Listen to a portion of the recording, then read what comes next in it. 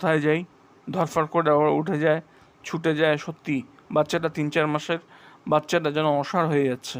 বাদল সামনে ছিল। পাগলিনীর মতো বাচ্চার মা বাদলের হাত ধরে টানতে থাকে।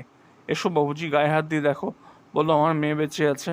হতভম্ব বাদল এগিয়ে যায় কাছে, আর যে বাচ্চাটা মরার মতো পড়েছিল এতক্ষণ, সে হঠাৎ খলখল করে হেসে বিছানা ছেড়ে যেন ভেসে উঠে আসে।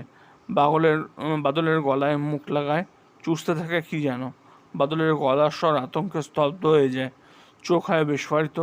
মইনুরা এক পা নড়তে পারে না এই অবিশ্বাস্য দৃশ্য দেখে। মেয়েটি বাদলকে ধরে থাকে, আর একেবারে মমতাময় মানসী মায়ের গলায় বলতে থাকে, খেয়ে নে সোনা, খেয়ে নে, খেয়ে নে মণি, খেয়ে নে। সোনামাই ভয়ঙ্করতার অভিশাপ কাটিয়ে বাদলের রাইফেলটা এনে পরপর গুলি করেছিল মেয়েটির উপরে। মেয়েটি একটুও নড়েনি। বাচ্চাটাকে